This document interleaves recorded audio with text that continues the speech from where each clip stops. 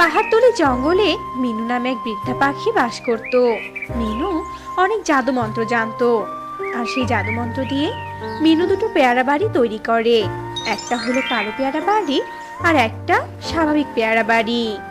তোমরা সবাই শোনো, তোমাদের যার যখন কোনো অভাব পড়বে তখনই আমার কাছে আসবে। আমি তোমাদের সব ধরনের সাহায্য করব।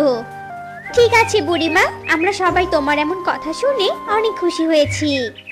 এরপর সবাই সেখান থেকে চলে যায়। এদিকে দেখতে দেখতে রাত হয়ে আসে। এরপর রাত পেরিয়ে ভোর।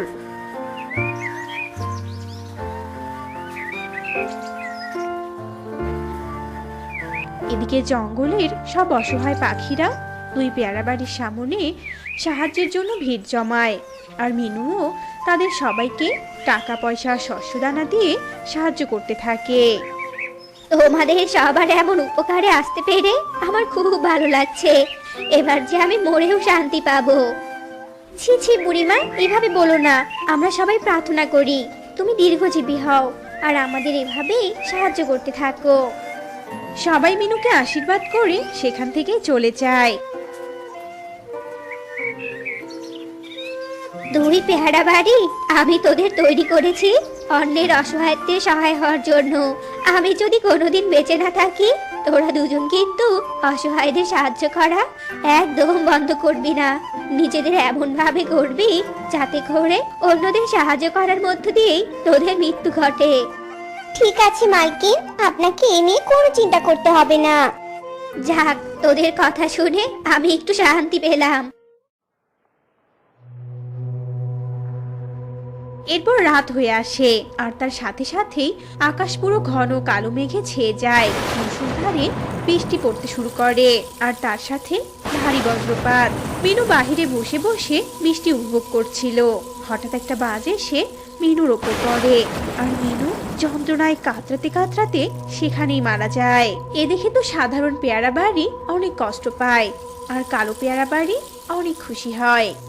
দেখেছি আমাদের চোখের সামনে কেমন আমাদের মালিক মারা গেল, আর আমরা তাকে বাঁচাতে পারলাম না। বুড়ি মরেছে তাতে আমি অনেক খুশি হয়েছি। এতদিন তো আমি মনে মনে এটাই কামনা করেছিলাম।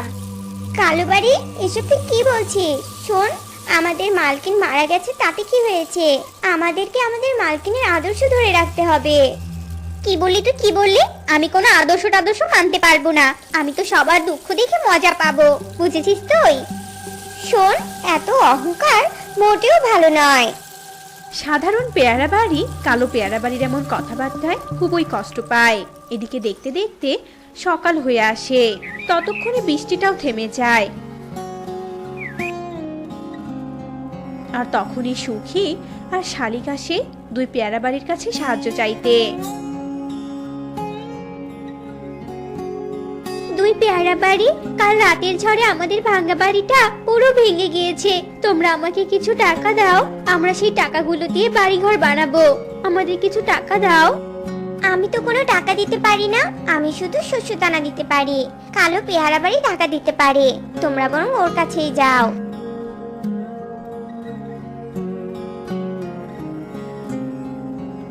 কালো পেয়ারা বাড়ি, দাও না আমাদের কিছু টাকা। না না, তা কি করে হয় শুনি? আমি তো এত সহজে তোদের টাকা দিতে পারি না, কারণ তোদের দুঃখ দেখতে যে আমার খুব মজা লাগে। আর যে যেভাবে মজা পায় সে তো সেভাবেই মজা দেখবে, তাই না? দয়া করো, তুমি এমনটা করো না গো। আমরা যে আজ খুব অসহায় হয়ে তোমার কাছে এসেছি। তোমরা যদি আজ আমাদের সাহায্য না করো তাহলে আমাদের বাস্তবিকহীন হয়ে পড়ে থাকতে হবে। তুমি বিশ্বাস করো। দিতে পারি, তবে একটা শর্ত আছে। তোদের দুজনকেই মারামারি করতে হবে।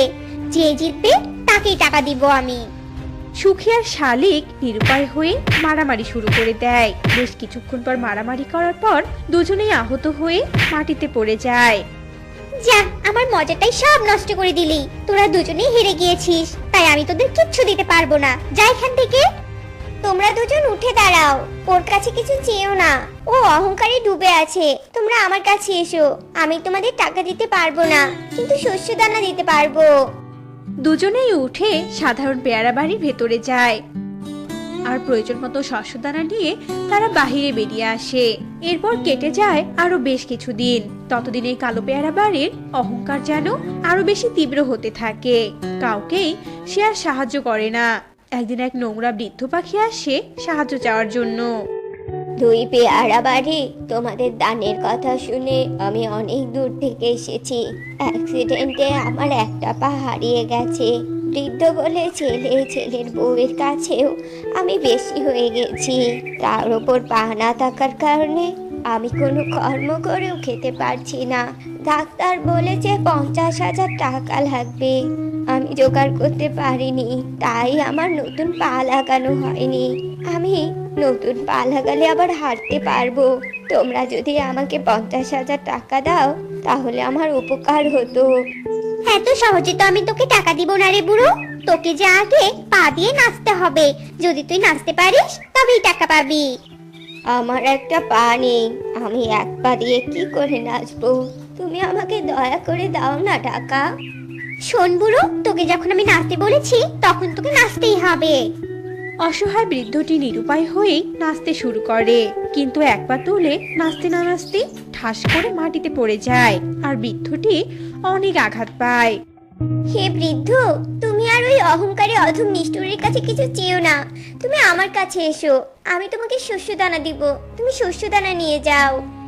বৃদ্ধটি কোনো রকমে উঠে গিয়ে শস্য দানা নেয় আর বাইরে বেরিয়ে এসে বলে, কালো পেয়ারা বাড়ি, তুই অনেক অহংকারী। তুই কাউকে সাহায্য করিস না। আমি তোকে অভিশাপ দিচ্ছি, তুই ধ্বংস হয়ে যাবি। আর সাধারণ পেয়ারা বাড়ি, আমি তোমাকে আশীর্বাদ করছি, তুমি দীর্ঘজীবী হও। তোর মতো সাধারণ এক বৃদ্ধর অভিশাপে আমার কিচ্ছু হবে না। বৃদ্ধটি কালো পেয়ারা বাড়ির কোনো কথায় কান না দিয়ে সেখান থেকে চলে যায়। এদিকে দেখতে দেখতে কেটে যায় আরো কিছুদিন। একদিন হঠাৎ তুমুল বেগে ঝড় উঠে যায় আর সেই বাতাসে দুই পেয়ারা বাড়ি উড়ে খাদের কিনারায় গিয়ে আটকে যায়। কে কোথায় আছো? বাঁচাও, আমি যে খাদে পড়ে যাচ্ছি, বাঁচাও কেউ। এমন সময় কিছু পাখি সেদিক দিয়ে যাচ্ছিল। আরে, দুই পেয়ারা বাড়ি তো খাদে পড়ে যাচ্ছে। তোমরা সবাই চলো, আমাদের সাধারণ পেয়ারা বাড়িকে বাঁচাতে হবে।